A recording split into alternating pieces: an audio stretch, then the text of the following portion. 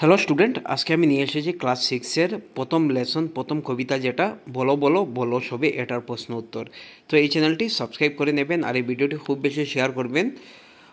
এটা আমরা royal library এটা থেকে বানিয়েছি, তো এগুলি শুনবেন। তাছাড়া কোনো যদি ভুল থাকে বা কোনো কিছু ত্রুটি থাকে আমাকে কোয়েকশন করবেন কমেন্ট সেকশনে, তো এটার আমি উত্তর দিয়ে দেব। তো দেখুন, প্রথম যে কবিতা বলো বলো বলো সবে, তো এখানে দেখুন প্রথম যে প্রশ্ন আছে, কবিতাটি শুদ্ধ এবং সঠিক উচ্চারণে পড়ে আবৃত্ত করো। তো এটা নিজে করবে, আমি আমার একটা লাস্ট ভিডিও আছে, এটা ভিডিওটা দেখে নেন। এরপরে দেখুন, কবিতাটি একক এবং সমবেত সঙ্গীত হিসাবে গাও। এটা তোমরা ক্লাসরুমে নিজের শ্রেণীকক্ষে সমবেতভাবে চেষ্টা করবে। তো এখন মেইন প্রশ্ন, 3 নম্বর প্রশ্ন, এখানে উত্তর দাও কবিতাটি কে লিখেছেন। তো আমি নিশ্চয় পড়িয়েছি এখানে। তো কবিতাটি লিখেছেন কবি অতুল প্রসাদ সেন, মনে রাখবেন, এটা লিখে নেবে। খ নম্বর, মুদের এদেশ বলতে কোন দেশের কথা বলা হয়েছে। তো মুদের এদেশ বলতে এখানে ভারতবর্ষকে বোঝানো হয়েছে, ভারতবর্ষ বা আমাদের দেশ ভারতবর্ষকে বোঝানো হয়েছে। তো গিরিরাজ কাকে বলা হয়েছে। তো উত্তর হবে গিরিরাজ এখানে হিমালয় পর্বতমালাকে বলা হয়েছে। ঠিক আছে। ঘ নম্বর দেখুন, কবিতাটিতে দুটি বাদ্যযন্ত্রের নাম লিখো যেগুলি এখানে আছে, সেগুলি কি। তো এখানে দেখুন কবিতাটিতে উল্লেখিত দুইটি বাদ্যযন্ত্রের নাম হলো বেনু এবং বীণা। ঠিক আছে। এখন দেখুন নাম্বার 4, কবিতাটি পড়ো এবং নিচের শব্দগুলি সম্পূর্ণ করো। তো প্রথম যেটা হবে শ্রেষ্ঠ, মদিনে শয়েট হয়, এরপরে পূরবে প্রান্তর, এরপরে শিক্ষিত, এরপরে বুদ্ধ, খ্রিস্টিয়ান, এগুলি লিখে নেবেন। এখানে দেখুন, প্রতি প্রান্তের প্রতি গুহা বন প্রতি জনপদ তীর্থ অগণন কইছে গৌরব কাহিনী। তো এখানে আমাদের ভারতবর্ষ যে খুব বেশি বিশাল, এখানে দেখুন ভৌগোলিক এবং প্রাকৃতিক অবস্থা ভারতের প্রাচীন ঐতিহ্য যেন কথা কয়ে উঠে। তো কবি অতুল প্রসাদ সেন এই আন্তরিক ইচ্ছা থানের।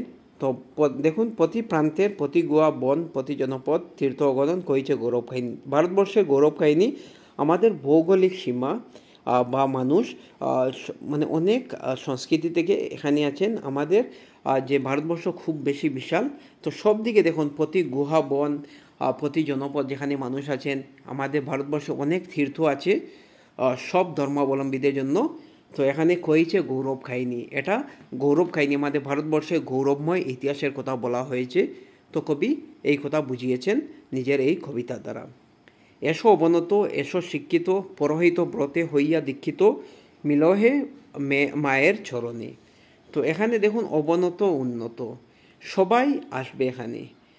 এরপরে দেখুন এসে শিক্ষিত, এখানে শিক্ষিত মানুষ আসবেন।